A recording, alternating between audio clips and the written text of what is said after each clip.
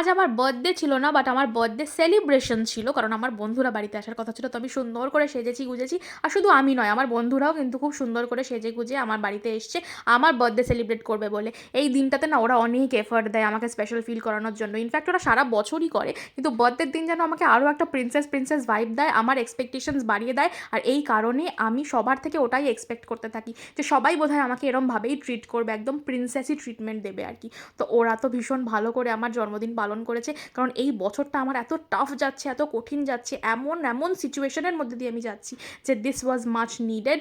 R they made sure যে আমি যেন স্পেশাল ফিল করি এই দিনটায়। তো ওরা আমার বাড়িতে আসে, এবং প্রত্যেক বছর আমরা যা যা করি সব কিছু আমাকে দিয়ে করায়, যে না না তোকে করতেই হবে, there is no way out. তো দেখো এখানে আমার একটা ফিট চেক ভিডিও ওরা করে দিয়েছে, যে আমি এই ড্রেসটা পরেছি, বেশ সুন্দর লাগছিল। তো দেখো আমি সেটাও একটুখানি তোমাদের সাথে শেয়ার করলাম। আর এটা ছিল আমাদের বার্থডে স্পেশাল খাওয়া দাওয়া।